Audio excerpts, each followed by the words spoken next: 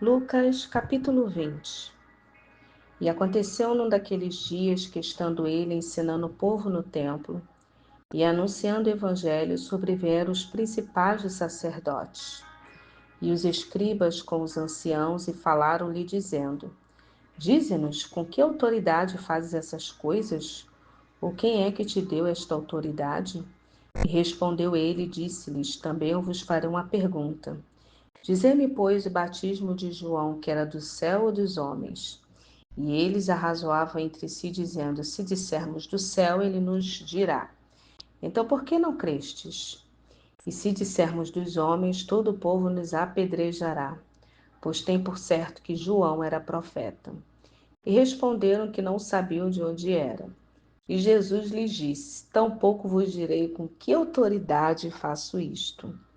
E começou a dizer ao povo essa parábola: Certo homem plantou uma vinha, arrendou-se a um dos lavradores e partiu para fora da terra por muito tempo.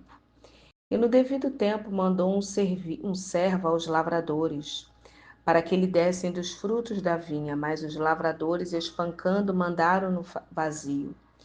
E tornou ainda a mandar outro servo, mas ele, espancando também a este, o afrontando, mandaram-no vazio.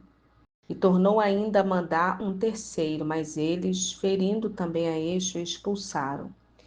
E disse o senhor da vinha: Que farei? Mandarei meu filho amado, talvez vendo, respeite. Mas vendo os lavradores arrazoavam entre si, dizendo: Este é o herdeiro, vinde, matemo-lo, para que a herança seja nossa. E lançando-o fora da vinha, o mataram. Que lhes fará, pois, o senhor da vinha? Irá e destruirá esses lavradores, e dará a outros a sua vinha. E ouvindo eles isso, disseram: Não seja assim. Mas ele, olhando para eles, disse: Que é isto, pois, que está escrito? A pedra que os edificadores reprovaram, essa foi feita a cabeça de esquina. Qualquer que cair sobre aquela pedra ficará em pedaços, e aquele sobre quem ela cair será feito em pó.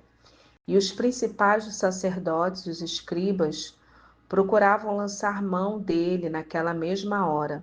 Mas temeram o povo, porque entenderam que contra eles dissera esta parábola. E trazendo debaixo do olho, mandaram espias que se fingiam de justos para o apanharem alguma palavra e o entregarem à jurisdição e o poder do governador. E perguntaram-lhe, dizendo: Mestre, nós sabemos que falas e ensinas bem retamente, que não consideras a aparência da pessoa, mas ensinas com verdade o caminho de Deus. É-nos lícito dar tributo a César ou não? E entendendo ele a sua astúcia, disse-lhes: Por que me tentais?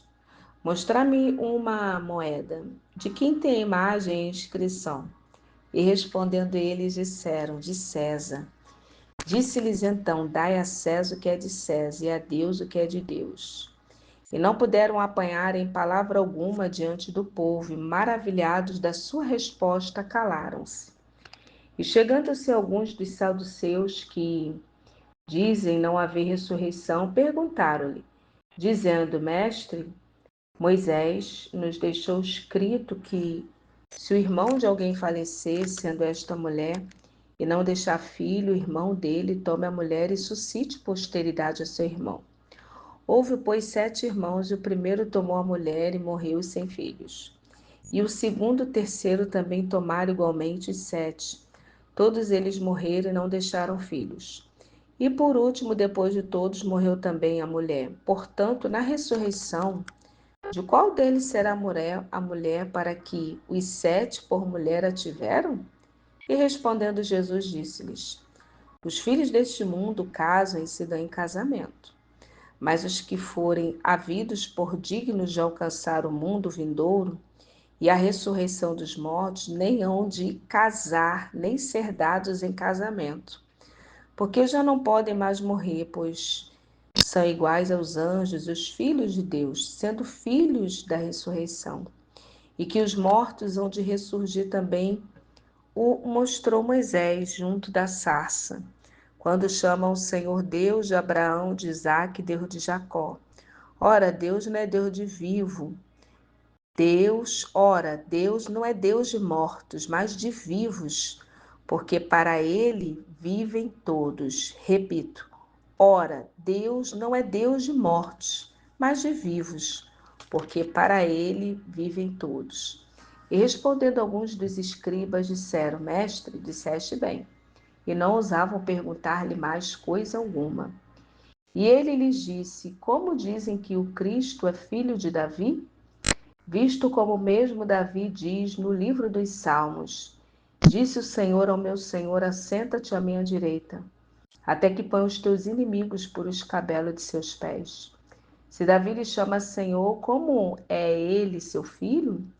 E ouvindo todo o povo, disse Jesus aos seus discípulos: Guardai-vos, escribas, que querem andar com vestes compridas e amam as saudações nas praças e os principais cadeiras nas sinagogas, os primeiros lugares nos banquetes, que devoram as casas das viúvas, fazendo por pretextos largas orações. Estes receberão condenação maior.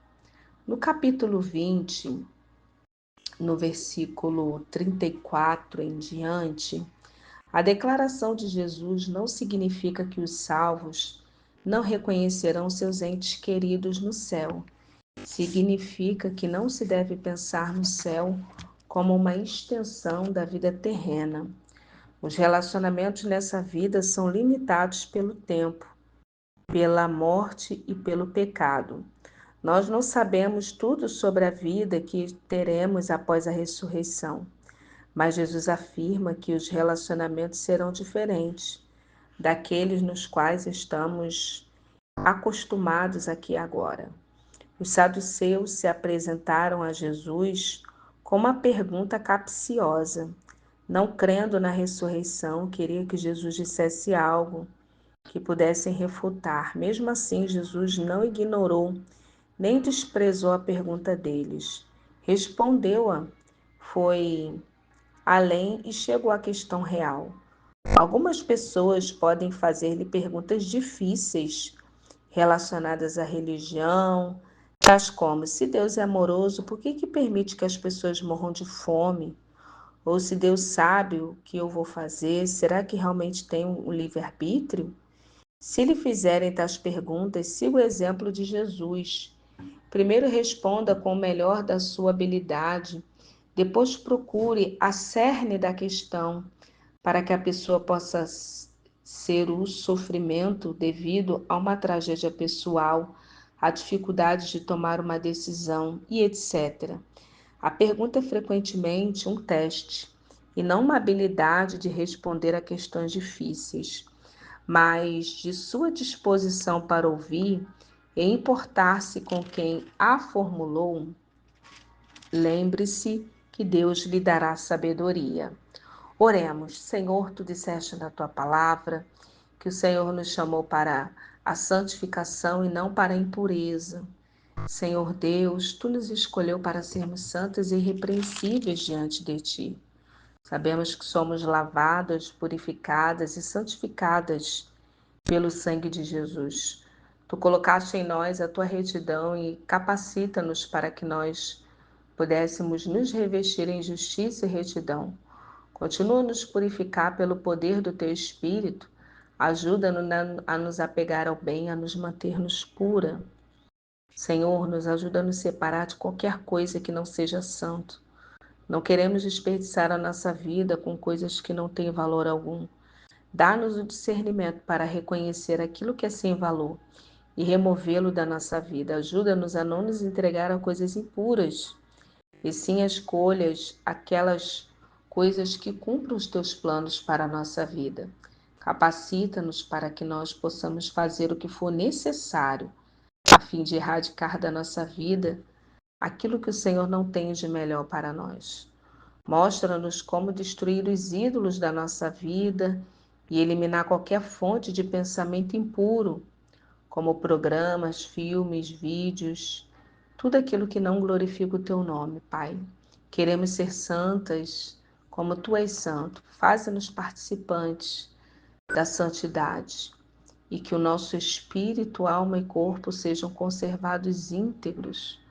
Obrigada porque o Senhor nos guarda pura, santa, de modo a estar totalmente preparada para aquilo que tu tens para nós. É isso que nós te pedimos e te agradecemos no nome de Jesus. Amém.